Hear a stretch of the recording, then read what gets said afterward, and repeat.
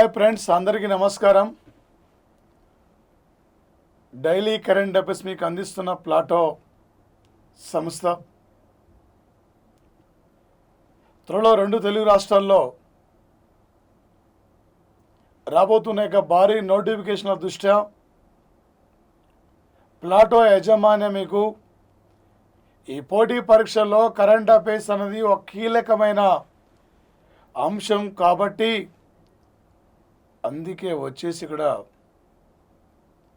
Plato సంస్థ ఈ 2 తెలుగు రాష్ట్రాల విద్యార్థులకి మంచి బోధన సబ్జెక్ట్ అందించాలనే లక్ష్యంతో ఈరోజు మీ ముందుకు వస్తున్న సంఘటన సార్. టుడే సార్ ఒక 2020 సంవత్సరము ఆగస్టు 28వ తేదీ సార్, ఆగస్టు 28. జపాన్ కంట్రీకి సుదీర్ఘ కాలం పాటు ప్రధానిగా పనిచేసిన షింజో అబే, ఈ షింజో అబే ఈరోజు జపాన్ ప్రధానమంత్రిగా రాజీనామా చేయడం జరిగింది సార్. యాక్చువల్గా 2021 సెప్టెంబర్ నెక్స్ట్ ఇయర్ సెప్టెంబర్ వరకు ఈయన పదవిలో ఉంటారు సార్. కానీ ముందుగానే 1 ఇయర్ ముందుగానే ఈయన ప్రధానమంత్రి పదవికి ఈరోజు రాజీనామా చేయడం జరిగింది సార్. అనారోగ్యం కారణం వల్ల నేను ప్రధానమంత్రి పదవి నుండి వైదొలుగుతానని చెప్పి ప్రకటించారు సార్. 2007లో 2006 నుండి 2007 వరకు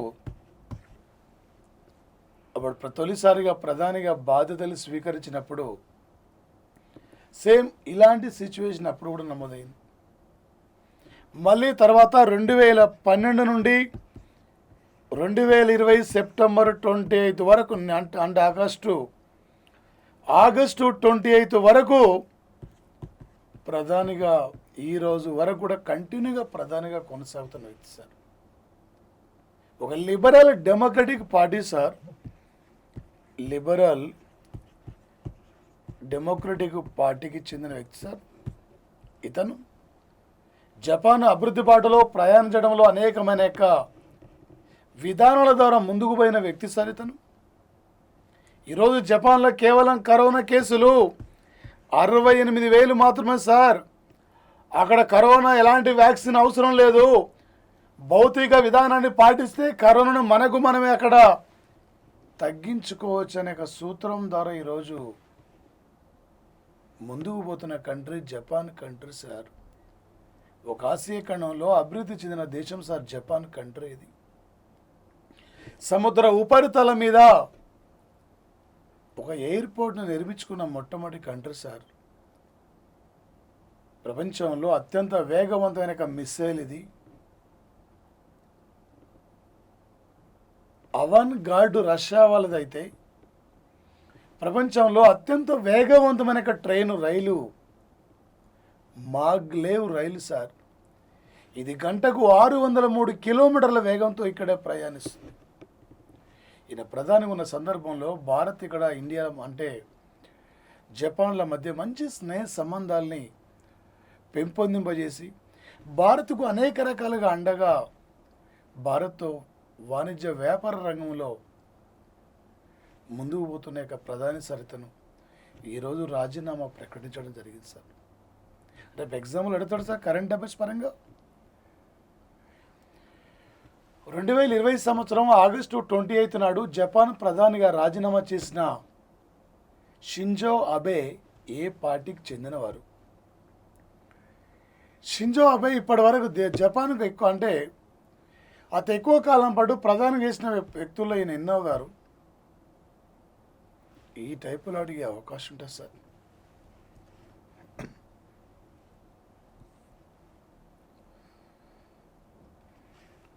ఒక 2020 సంవత్సరము ఆగస్టు 28 నాటికి నరేంద్ర మోడీ ప్రధానమంత్రిగా హోదాలో ఆయన తొలిసారిగా ప్రారంభించిన పథకం సార్ ప్రోగ్రాం ప్రధానమంత్రి జనధన్ యోజన్ కార్యక్రమం సార్. ఈ జనధన్ యోజన కార్యక్రమం పూర్తయి ప్రారంభించి ఈ రోజుకు 6 సంవత్సరాలు కంప్లీట్ కావడం జరిగింది సార్.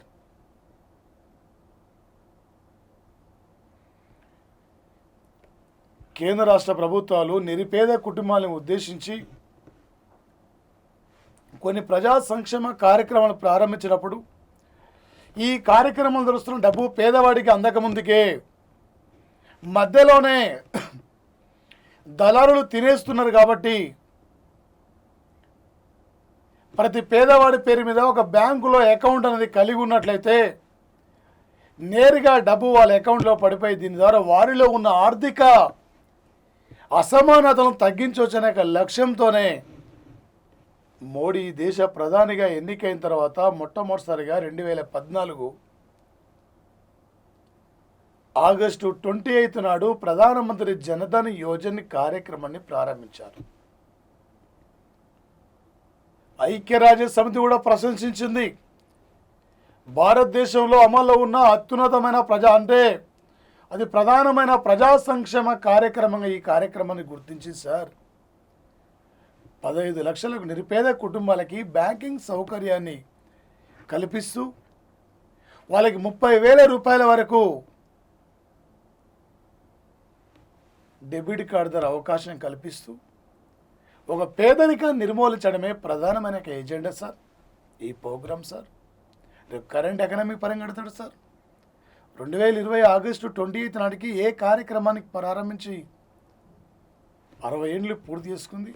ఈరోజు ఈ కార్యక్రమంలో సార్ 40,000 మంది పైగా సార్ ఇక్కడ వచ్చేసి ఇందులో జనధన్ యోజన ఖాతాలో సభ్యులుగా ఉన్నారు సార్.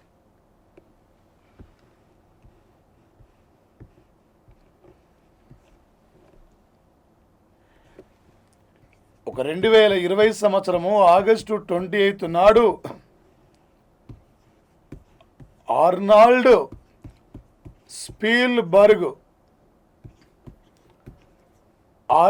స్పీల్బర్గ్ సార్ అమెరికాలో లాస్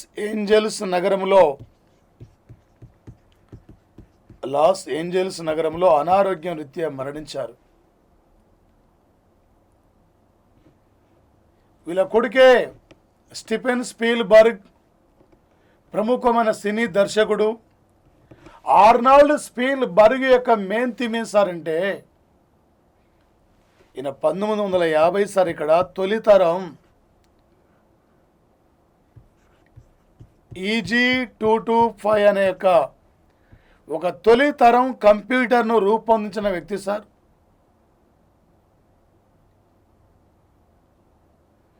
ఒక కంప్యూటర్ ప్రోగ్రామ్ లాంగ్వేజీ విభాగాన్ని కూడా రూపొందించిన వారు సార్ ఇతను. కంప్యూటర్ సృష్టికర్త అంటేనేమో చార్లెస్ బాబేజ్ ఒక తొలి తరం కంప్యూటర్ ఒక ప్రోగ్రామ్ లాంగ్వేజీ కంప్యూటర్ సృష్టికర్త సార్ ఇతను ఆర్నాల్డ్ స్పీల్బర్గ్ సార్. మరి కంప్యూటర్లు ఇంపార్టెంట్ సార్ మనకు సైన్స్ పరంగా. ఒక 2020 సంవత్సరము ఆగస్టు 28 నాడు మళ్ళీ అమెరికా దేశానికి ఉపాధ్యక్ష పదవికి ఈరోజు రిపబ్లికన్ పార్టీ అమెరికా ఉపాధ్యక్షుడు మళ్ళీ ఇతనే అని చెప్పి మైకు పెన్సన్ను ఆమోదించింది రిపబ్లికన్ పార్టీ. అమెరికాలో 2 పార్టీలు ఉంటాయి, Republican party, democratic party. Republican party symbol వచ్చేసి ఇక్కడ సార్ ఏనుగు, డెమోక్రటిక్ పార్టీ సింబల్ వచ్చేసి గాడిద. డెమోక్రటిక్ పార్టీ నుండి అమెరికా అధ్యక్ష పదవిలో పోటీలో ఉన్నవారు జో బిడెన్, ఉపాధ్యక్ష పదవికి పోటీలో ఉన్నవారు కమల్ హారిస్ మన ఎన్ఆర్ఐ పర్సన్. రిపబ్లికన్ పార్టీ నుండి మళ్ళీ అమెరికా దేశానికి ప్రెసిడెంట్గా ట్రంప్ నామినేషన్ వేయడం జరిగింది ఈరోజు. అదేవిధంగా సార్ ఈరోజు రిపబ్లికన్ పార్టీ మళ్ళీ మా దేశ ఉపాధ్యక్షుడు ఇతనని చెప్పి మా పార్టీ తరపున ఉపాధ్యక్షుడిగా పోటీలో ఉంది ఇతనని చెప్పి మైక్ పెన్స్ అనేక మళ్ళీ నా అభ్యర్థాన్ని ఆమోదించడం జరిగింది సార్.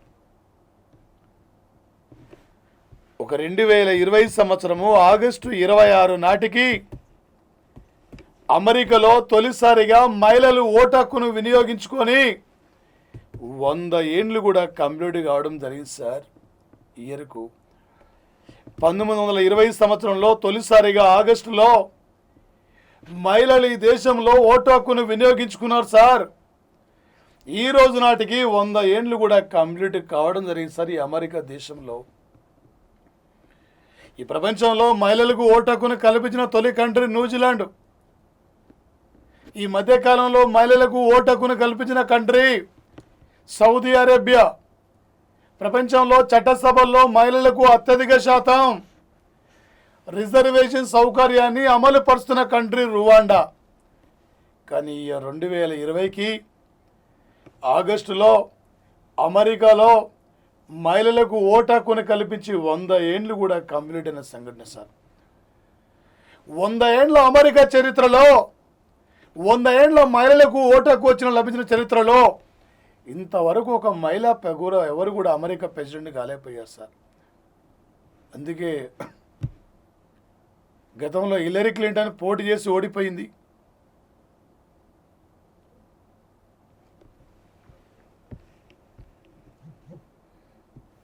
ప్రధానంగా సార్ వచ్చేసి ఇక్కడ ఒక యూరోపియన్ యూనియన్ సంస్థ సార్.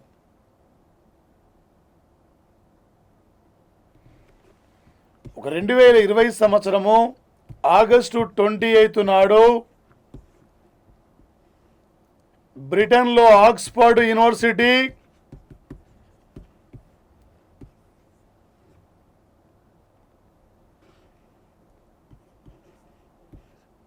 అజనకాస్ట్రా, ఈ అజనకాస్ట్రా అనే సంస్థ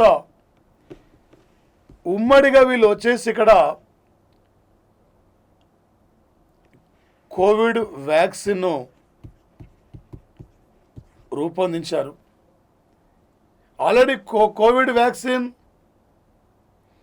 భారతదేశంలో పూణేలో మానవ ట్రయల్ కూడా జరుగుతుంది.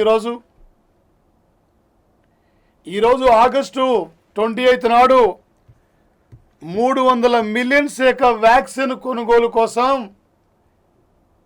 యూరోపియన్ యూనియన్ కమిషన్ కూడా ఈ యొక్క వీళ్ళతో ఒప్పందాన్ని అంగీకరించిన సంఘటన సార్. త్వరలో మార్కెట్ రాబోతున్న కోవిడ్ వ్యాక్సిన్ మా యూరోపియన్ దేశాల ప్రజలకు కావాలి అనే లక్ష్యంతోనే ముందుగానే 300 మిలియన్స్ వ్యాక్సిన్ ఆక్స్ఫర్డ్ యూనివర్సిటీ నుండి కొనుగోలు కోసం ఈరోజు ఒప్పందాన్ని అంగీకరించిన యొక్క సంస్థ అంటే యూరోపియన్ యూనియన్ ఆర్గనైజేషన్ సార్. వచ్చేసి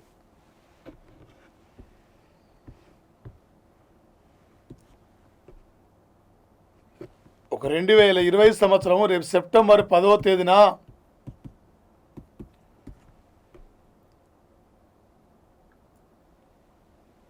ఇండియా రక్షణ శాఖ మంత్రి, ఫ్రాన్స్ రక్షణ శాఖ మంత్రి ఫ్లోరెన్స్ పార్టీన ఫ్రాన్స్ యొక్క డిఫెన్స్ మినిస్టర్, వీళ్ళిద్దరి ఆధ్వర్యంలో ప్రజెంట్లీ జూలై 29 నాడు ఫ్రాన్స్ నుండి పంజాబ్లో అంబాలా కేంద్రంలో ఉన్న యొక్క 5 రఫేల్ యుద్ధ విమానాల కూడా సార్ అలా రేపు సెప్టెంబర్ 10న వైమానిక దళాన్ని కూడా అప్పగించబోతున్న సందర్భంలో ఒక ప్రత్యేక వేడుకలు కూడా నిర్వహించబోతున్నారు. ఈ ప్రత్యేక వేడుకలకైనా ఫ్లోరెన్స్ పార్టీ కూడా రాబోతున్నారు సార్. సెప్టెంబర్ 6 నుండి 8 వరకు రష్యా ఆధ్వర్యంలో షాంఘై సహకార సంస్థ యొక్క రక్షణ మంత్రుల సమావేశానికి అటెండ్ అయి అక్కడ నుండి ఈయన ఇండియాకి రాబోతున్న వ్యక్తి సార్. 58,000 కోట్ల రూపాయలతో 36 రఫేల్ యుద్ధ విమానాల కొనుగోలు కోసం 2016లో మనం ఒప్పందాన్ని అంగీకరించాం. రేపు సెప్టెంబర్ 10న మన సైన్యాన్ని కూడా అప్పగించబోతున్నాం సార్. అందులో అదేవిధంగా సార్ ఒక 2020 సంవత్సరం ఆగస్టు 28 నాడు 8 దేశాలు ఇక్కడ బ్రహ్మాస్ మిసైల్స్ను కొనుగోలు కోసం ముందుకు రావడం జరిగింది సార్. 8 దేశాలకు ఇండియా $5.5 బిలియన్ అంటే $1 మిలియన్ ఇక్కడ బ్రహ్మాస్ మిసైల్స్ కూడా కొనుగోలు అంటే అమ్మకానికి మనం ఒప్పందాన్ని అంగీకరించాం సార్. ఈరోజు బ్రహ్మాస్, భారత్లో ఉన్న బ్రహ్మపుత్ర నది, రష్యాలో ఉన్న మాస్కో నది, ఈ 2 నదుల పేరు మీద ఉమ్మడిగా నిర్మించిన మిసైల్ బ్రహ్మాస్ మన మనకు అవసరాలతో పాటు మిగిలిన దేశాలకు కూడా మనం ఇలా బ్రహ్మాస్ ద్వారా అంటే బ్రహ్మాస్ మిసైల్స్ కూడా అమ్మకాన్ని మనం ఒప్పందాన్ని అంగీకరించాం సార్. మరి ముఖ్యంగా సార్ వచ్చేసి ఈరోజు మన యొక్క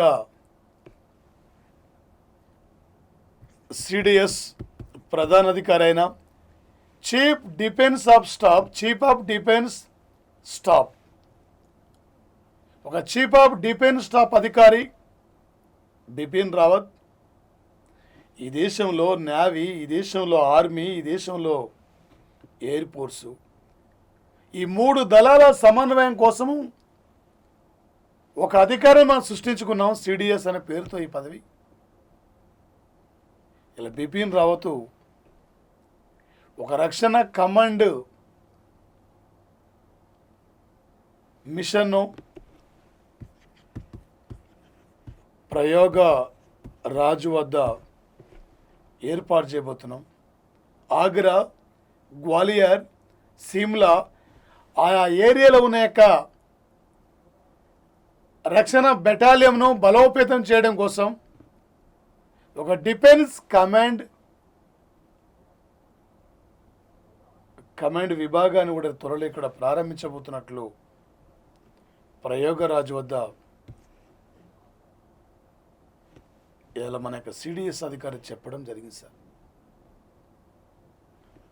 ఒక 2020 సంవత్సరం జనవరి 1వ తేదీన ఈ దేశానికి తొలి సిడిఎస్ అధికారిగా బాధ్యతలు స్వీకరించిన వ్యక్తి మాజీ army chief sir Bipin Rawat. ఒక పరమ విశిష్ట అవార్డు కూడా స్వీకరించిన వారు సార్ వీరు. రేపు ఎగ్జాంపుల్ అంటాడు సార్, ఒక రక్షణ కమాండ్ ఏర్పాటును రక్షణ కమాండ్ విభాగం ఏర్పాటును ఎక్కడ చేయబోతున్నారు? లేదా ఈ మధ్యన భారత సైన్యం, భారత వైమానిక దళంలోకి సంబంధించిన యొక్క రక్షణ కమాండ్ సార్ ఇది ఎప్పటిలోగా పూర్తి కావాలంటే సార్ రేపు 2020 సంవత్సరం అక్టోబర్ 8 నాడు జాతీయ వైమానిక దళం రోజు sir, national air force day. ఆ రోజున అధికారికంగా ఈ రక్షణ కమాండ్ విభాగాన్ని కూడా ప్రారంభించబోతున్నట్లు చెప్పడం జరిగింది సార్. ఈరోజు ఈ ప్రాంతాన్ని కూడా బిపిన్ రావత్ సందర్శించిన యొక్క సంఘటన సార్.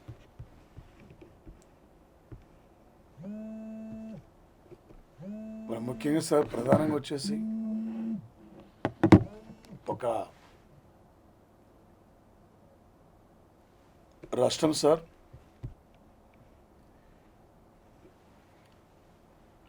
Assam state sir. ఇది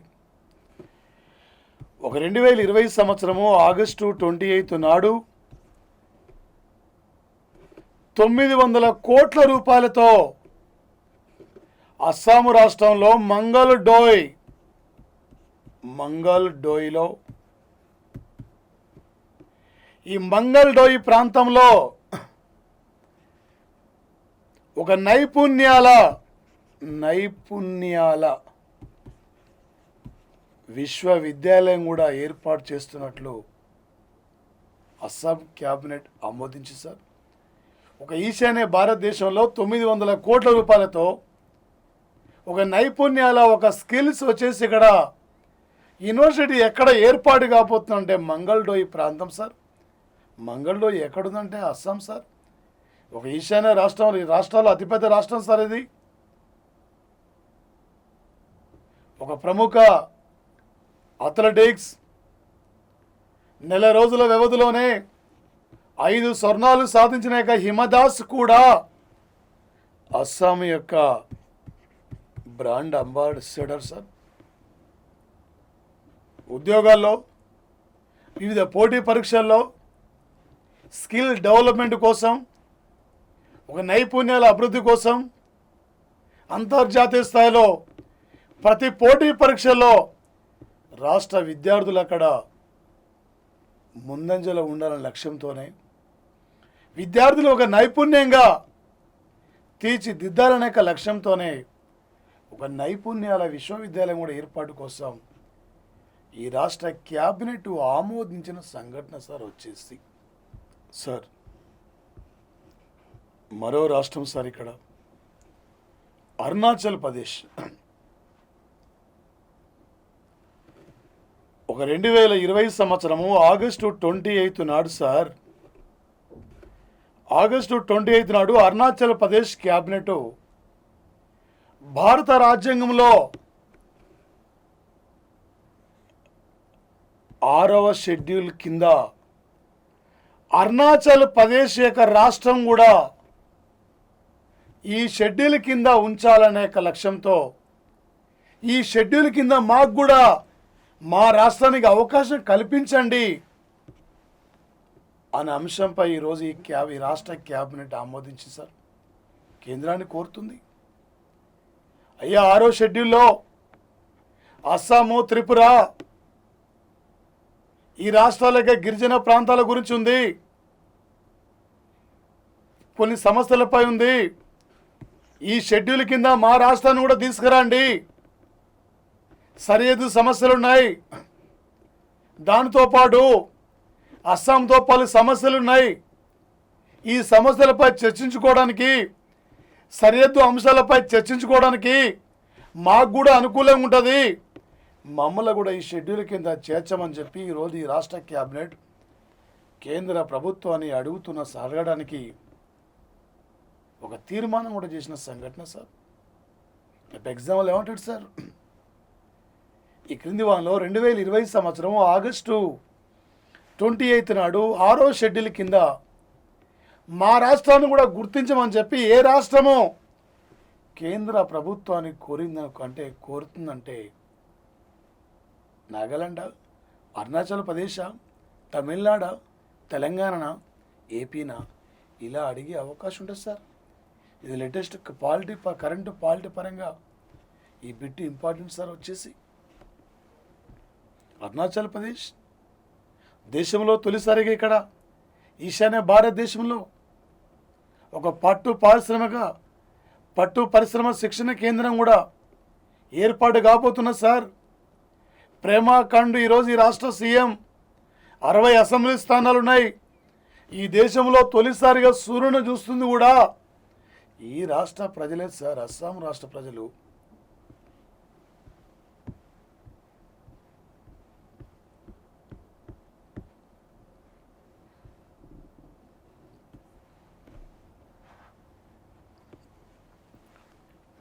ఒక 2020 సంవత్సరము ఆగస్టు 28 నాడు ఐక్యరాజ్య సమితి సుస్థిర అభివృద్ధి లక్ష్యాల యొక్క అనుకూలంగా మహిళలను కూడా అన్ని రంగాల్లో అభివృద్ధి పదంలో ముందుకు తీసుకెళ్ళాలి. ఒక మహిళా పారిశ్రామికవేత్తలను కూడా ప్రోత్సహించాలి. మహిళల్ని అన్ని రంగాల్లో రాణించే విధంగా ఒక అంతర్జాతీయ తొలి మహిళా వాణిజ్య కేంద్రాన్ని ఈరోజు కేరళ రాష్ట్ర ప్రభుత్వం కూడా అధికారికంగా ప్రారంభించిన సంఘటన సార్. భారతదేశంలో మొట్టమొదటిసారిగా అంతర్జాతీయ తొలి మహిళా వాణిజ్య కేంద్రాన్ని ఏ రాష్ట్ర ప్రభుత్వం ప్రారంభించిందంటే ఈరోజు కేరళ రాష్ట్ర ప్రభుత్వం సార్. రేపు 2030 నాటికి ఐక్యరాజ్య సమితి సుస్థిరమైన అభివృద్ధి లక్ష్యాలు సాధించడానికి 17 అంశాలు కూడా గుర్తించి సార్. అందులో భాగంగా మహిళల్ని ఒక ప్రముఖ పారిశ్రామికవేత్తలుగా ప్రోత్సహించాలి. ఒక మహిళలు ప్రత్యేకంగా ఒక పారిశ్రామిక రంగంలో స్వయం సమృద్ధిని సాధించే దశగా మహిళల్ని ఒక పారిశ్రామికవేత్తలుగా అభివృద్ధిలో భాగస్వామ్యం చేయాలనే లక్ష్యంతోనే తొలి అంతర్జాతీయ మహిళా వాణిజ్య సెంటర్ను కూడా ఇలా ప్రారంభించిన రాష్ట్ర ప్రభుత్వం అంటే కేరళ సార్. పినరై విజయన్ ప్రభుత్వం సార్. ఇది రేపు ఎగ్జామ్లు అడుగుతాడు సార్. కరెంట్ ఎకనామీ పరంగా ఇంపార్టెంట్ సార్. మరి ముఖ్యంగా సార్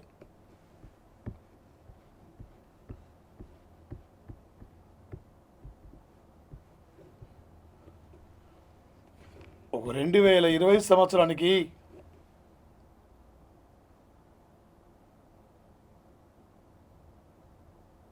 వంద సంవత్సరాల యొక్క జన్మదిన వేడుకలు కూడా తెలంగాణ రాష్ట్ర ప్రభుత్వం అధికారికంగా నిర్వహించింది సార్. ఈరోజు తెలంగాణ ముఖ్యమంత్రి 2020 సంవత్సరము ఆగస్టు 28 నాడు నెక్లెస్ రోడ్డుకు పివి జ్ఞాన్ మార్గ్ అనే నామకరణం చేయడం జరిగింది సార్. పివి జ్ఞాన్ మార్గ్.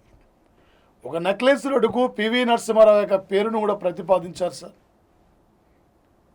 ఒక దక్షిణ భారతదేశం నుండి ప్రధానమంత్రి పదవి చేపట్టిన మొట్టమొదటి వ్యక్తి.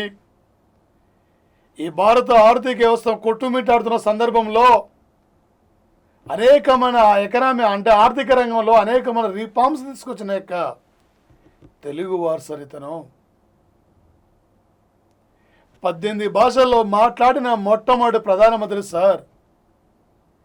నా అదృష్టమేందో నా దురదృష్టమేందో నేను ప్రధాని ఉన్నప్పుడే బాబ్రీ మసీదుపై దాడి జరిగిందని చెప్పి 1992 డిసెంబర్ 6వ తేదీ అయోధ్య అనే నవల రచయిత సార్. పివి యొక్క ఆత్మకథ ది ఇన్సైడర్ సార్. ఈరోజు తెలంగాణ ప్రభుత్వం అంటుంది ఈ యొక్క పివి జ్ఞాన్ మార్గ్ ఒకటే కాదు, అంతర్జాతీయ పివి నరసింహారావు బహుమతిని ఏర్పాటు చేయాలని చెప్పి యునెస్కో సంస్థను కూడా మేము కోరుతాం. యునెస్కో సంస్థ కూడా మేము ఒక లేఖ రాస్తాను కూడా ఇవాళ తెలంగాణ ప్రభుత్వం అంటున్న సంఘటన సార్. రేపు అడగబోతున్న బిడ్ సార్. తెలంగాణ జాగ్రత్త పరంగా లేటెస్ట్ తెలంగాణ కరెంట్ అఫైర్స్ పరంగా ఈ మధ్యనే ఏ మాజీ ప్రధాని 100 సంవత్సరాల లెక్క జన్మదిన వేడుకలు నిర్వహించారు. ఈ మధ్యన నెక్లెస్ రోడ్డుకు మార్గానికి తెలంగాణ ప్రభుత్వం ఎవరి పేరు పెట్టింది ఇలా అడిగే అవకాశం ఉంటుంది సార్.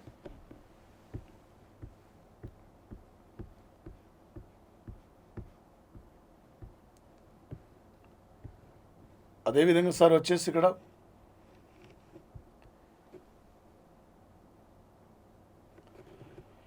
ఒక 2020 సంవత్సరము ఆగస్టు 28 నాడు శ్రీలంక క్రికెటర్ తరంగ పరణ చేత ఈ తరంగ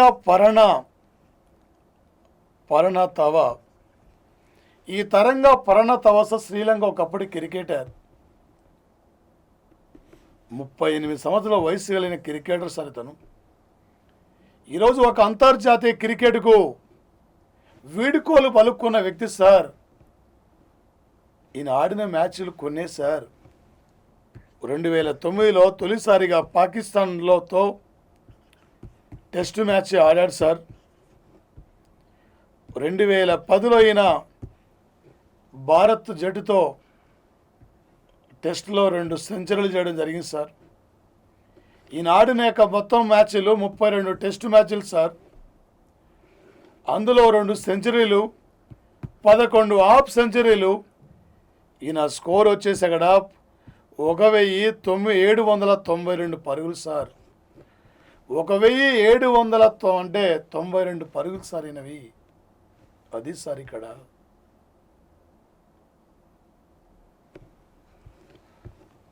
మరి అదేవిధంగా సార్ ఈరోజు వైఎస్ జగన్మోహన్ రెడ్డి పెళ్లి రోజు సందర్భంగా వీడియో కాన్ఫరెన్స్ ద్వారా వేదాద్రి వైఎస్ఆర్ ప్రాజెక్టు నిర్మాణానికి శంకుస్థాపన చేయడం జరిగింది సార్. ఈ వేదాద్రి వైఎస్ఆర్ ప్రాజెక్టు ద్వారా సుమారు 38,000 అంటే 38 లక్షల ఎకరాలకు కావలసిన నీరు అందించాలి. దానితో పాటు వచ్చేసి ఇక్కడ సార్ 30 గ్రామాలు కూడా ఈ ప్రాజెక్టు కింద ఉన్నాయి సార్. దానితో పాటు సార్ 490 కోట్ల రూపాయల ఖర్చుతో ఏపీ ప్రభుత్వం ఈ ప్రాజెక్టు నిర్మాణానికి ఈరోజు ముఖ్యమంత్రి శంకుస్థాపన చేయడం జరిగింది సార్. మళ్ళీ నా నెక్స్ట్ అంటే 2021 నా పెళ్లి నాటికి ప్రాజెక్టు కంప్లీట్ కావడమే నా లక్ష్యం అని చెప్పి ఈరోజు ముఖ్యమంత్రి పిలుపునిస్తున్న సంఘటన సార్. రాయలసీమ రైతాంగానికి సాగునీరు తాగునీరు అందించాలి. రాయలసీమ రైతాంగం అక్కడ సాగునీరు తాగునీరు లేక అనేక రకాలుగా ఇబ్బంది గురవుతున్న సందర్భంలో ఈ ప్రాజెక్టు ద్వారా రైతు కళ్ళల్లో ఆశలు అంటే ఆనందం చూడాలనే లక్ష్యంతో ఈరోజు ముఖ్యమంత్రి శంకుస్థాపన చేసిన ప్రాజెక్టు సార్ ఇది. అదేవిధంగా సార్ రాష్ట్రంలోకి అభివృద్ధిలో ముందుకెళ్లాలంటే, రాష్ట్రం మరింత విజయాలు సాధించాలంటే కొన్ని నిధులు సమీకరించాలి. ఆ నిధులు సమీకరించడం ద్వారా రాష్ట్రం అభివృద్ధిలో తీసుకెళ్ళొచ్చని చెప్పి ఈరోజు 2020 సంవత్సరము ఆగస్టు 28 నాడు రాష్ట్ర ముఖ్యమంత్రి స్టేట్ డెవలప్మెంట్ అనే పేరుతో ఒక కార్పొరేషన్ ఏర్పాటుకైనా ఆమోదం తెలపడం జరిగింది సార్. ఈ స్టేట్ డెవలప్మెంట్ కార్పొరేషన్లో సభ్యులు 6 సార్. ఈ స్టేట్ డెవలప్మెంట్ కార్పొరేషన్లో 50,000 ఈక్విటీ షేర్లతో ప్రారంభించాలి సార్. ఒక ఈక్విటీ ఇక్కడ 10 షేర్లు అంటే 10,000 షేర్లు సార్. ఇక్కడ ఈ యొక్క స్టేట్ డెవలప్మెంట్ కార్పొరేషన్ ద్వారా నిధుల సమీకరణ జరగాలి. రాష్ట్రంలో సకాలంలో అంటే ప్రాజెక్టులన్నీ కూడా పూర్తి చేయాలి. రాష్ట్రాన్ని అభివృద్ధి పదంలో ముందుకు తీసుకెళ్లడమే ఈ స్టేట్ డెవలప్మెంట్ కార్పొరేషన్ యొక్క ఏర్పాటుకు ప్రధానమైన సంఘటన సార్ వచ్చేసి. అదేవిధంగా సార్ ప్రధానంగా ఇలా చైనా అమెరికా యొక్క యుద్ధ విమానాల యొక్క లక్ష్యంగా DPF 21D, DPF 26D పేరుతో 2 మిసైల్స్ని కూడా పరీక్షించింది సార్. ఇలా అమెరికా చైనాల మధ్య ఒకవైపు వాణిజ్య యుద్ధం, మరొకవైపు వచ్చేసి అక్కడ మిసైల్స్ యుద్ధం కూడా జరగబోతున్న తరుణం సార్. ఇది ఏమైందో మనం వేచి చూడాలి. ఒక 2020 సంవత్సరం సార్ ఆగస్టు 28 నాడు ది ఎనర్జీ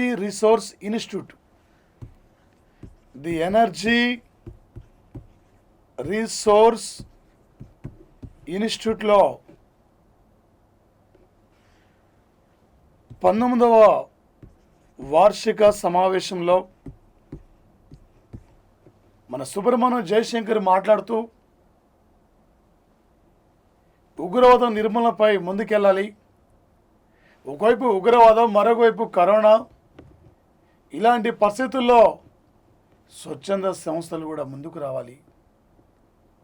ప్రతి ఒక్కరూ తమ వంతు బాధ్యతగా ముందుకెళ్ళినప్పుడే ఈ కరోనాను మనం ఇక్కడ నివారించగలుగుతామని చెప్పి ఈరోజు కేంద్ర విదేశాంగ మంత్రి, ఒక రాజ్యసభ సభ్యుడు సుబ్రహ్మణ్యం జయశంకర్ అంటున్న సంఘటన సార్. భారతదేశానికి వ్యతిరేకంగా ఐక్యరాజ్య సమితిలో ఉన్న పాకిస్తాన్ ప్రతినిధి మున్నీర్ అక్రమ్, ఈ మున్నీర్ అక్రమ్ మేము ఉగ్రవాద నిర్మూలనకై అనేకమైన చర్యలు తీసుకుంటున్నాం, భారత్ ఏమాత్రం కూడా మాకు ప్రోత్సహిస్తలేదు, భారతీయ ఉగ్రవాదాన్ని పెంచిపోతుందని చెప్పి మనకు అనుకూలంగా ఒక ఐక్యరాజ్య సమితిలో తీర్మానం ప్రవేశపెట్టడానికి ప్రయత్నించారు. ఈ తీర్మానాన్ని ప్రవేశపెట్టడానికి కనీసం భద్రతా మండలి ఒక సభ్యురాలు కూడా కాదు. భద్రతా మండలి అధ్యక్షుడు ఇండోనేషియా ప్రతినిధి ఉన్నారు. భద్రతా మండలి ఇండియా తాత్కాలిక దేశంగా ఉంది. ఇప్పుడు మరి పాకిస్తాన్ చేసిన అంటే ఆ భద్రతా మండలి అధ్యక్షుడు చెప్పేశాడు, మీ తీర్మానానికి అనుమతి ఇవ్వబోము, మీకు మీ తీర్మానమే, దానికి ఎలాంటి అనుమతులు లేవు అని చెప్పి పాకిస్తాన్ ఆటలను అప్పటికప్పుడు కట్టిపెట్టడం జరిగింది సార్. ఒక భారతీయ వ్యతిరేకంగా ఐక్యరాజ్య సమితి వేదిక మీద ఒక భారత్ను విమర్శించే విధంగా మన పైన భద్రతా మండలిలో మాట్లాడడానికి చర్చ కోసము మనకు వ్యతిరేకంగా పట్టుబడితే చివరికి పాకిస్తాన్కి కనీసం ఆ తీర్మానం ఏంటిదో తీసుకోవడానికి కూడా అనుమతులు ఇవ్వలేదు సార్. భద్రతా మండలిలో పాకిస్తాన్ చివరికి ఆ స్థాయికి దిగజారిపోయిన యొక్క సంఘటన సార్ వచ్చేసి ఇక్కడ. ఇప్పటివరకు భారతదేశం ఐక్యరాజ్య సమితి యొక్క భద్రతా మండలికి దాదాపు ఇప్పుడు ఇండియా 8 సార్లు తాత్కాలిక దేశంగా ఎన్నికైంది. రేపు 2021 నుండి 2021లో ఫిబ్రవరిలో మన భారతదేశమే భద్రతా మండలికి తాత్కాలిక దేశం అయినప్పటికీ 1 మంత్ అక్కడ మనము భద్రతా మండలికి అధ్యక్షురాలుగా ఉండబోతున్న సంఘటన సార్. టుడే కరెంట్ అఫైర్స్లో ఆర్నాల్డ్ స్పీల్బర్గ్ కానీ, పివి విజ్ఞాన్ మార్గ్, ఏపీ ప్రభుత్వం శ్రీ వేదాద్రి వైఎస్ఆర్ ప్రాజెక్టు కానీ, జనధన యోజన కార్యక్రమం, అరుణాచల్ ప్రదేశ్ 6వ షెడ్యూల్లో మా రాష్ట్రాన్ని కూడా చేర్చండి అని చెప్పి కేంద్రం ఆ రాష్ట్ర క్యాబినెట్ తీర్మానం చేసింది. ఈ అంశాలపై ప్రధానంగా ఫోకస్ చేసే అవకాశం ఉంటుంది sir. Thank you friends, all the best of luck. Plato daily current అఫైర్స్ని ఇంకా మీరు మీ ఫ్రెండ్స్కి షేర్ చేయండి, సబ్స్క్రైబ్ చేసుకోండి. త్వరలో గ్రాండ్ టెస్ట్ల ఎగ్జామ్ కూడా కరెంట్ అఫైర్స్ మీద పెట్టబోతున్నాం. విద్యార్థులకి మరింత సబ్జెక్టును అందించాలనే లక్ష్యంతోనే, విద్యార్థులకు అండగా ఉండాలనే ఉద్దేశంతోనే ఈ పోటీ పరీక్షలో కరెంట్ అఫైర్స్ కీలకమైన అంశాన్ని దృష్టిలో పెట్టుకొని మా ప్లాటో యజమాని నా ద్వారా మీకు అందిస్తున్న సంఘటన sir. Thank you friends, thank you, best of luck.